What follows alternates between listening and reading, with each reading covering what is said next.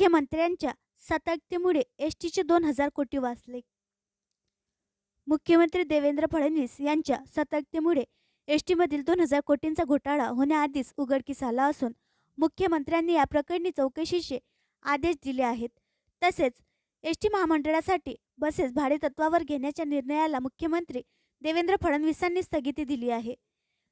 कंत्राटदाराच्या फायद्यासाठी वाढीव दराने बसेस भाड्याने घेण्याचे कंत्राट काढले होते. यामुळे एसटी महामंडळाला सुमारे 2,000 कोटींचा तोटा होणार होता. राज्य सरकारला अंधारात ठेवून आचारसंहितेच्या अगोदर घाईगडबडीत टेंडर काढले होते, अशी माहिती आहे. भरत गोगावले एसटी महामंडळाचे अध्यक्ष झाल्यानंतर या निविदा प्रक्रियेला वेग आल्याची माहिती आहे. 1,310 बसेस भाडेतत्त्वावर घेतल्या जाणार होत्या. यासाठी डिझेल खर्च वगळून प्रति किलोमीटर 34.30 रुपये व 35.40 रुपये दराने कंपन्यांना इरादापत्र दिले गेले होते.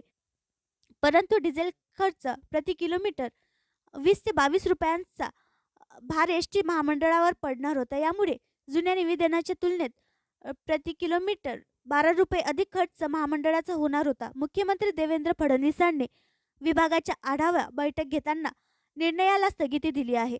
राज्य परिवहन महामंडळाने 1,310 एसटी बस भाडेतत्त्वावर देताना व्यवहारात ठेकेदारावर मेहरबानी दाखवल्याचे बोलले जात आहे. भाडेतत्त्वावर बस घेण्याच्या निर्णयाला मुख्यमंत्री देवेंद्र फडणवीस यांनी स्थगिती दिली असून या पूर्ण प्रकारात चौकशीचे आदेश देण्यात आल्याची माहिती आहे.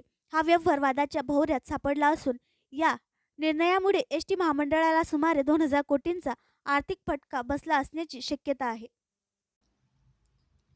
आणखी नवीन व्हिडिओ पाहण्यासाठी आमच्या देशमुख एक्सप्रेस न्यूज चॅनलला सबस्क्राईब करा, लाईक करा आणि शेअर करा.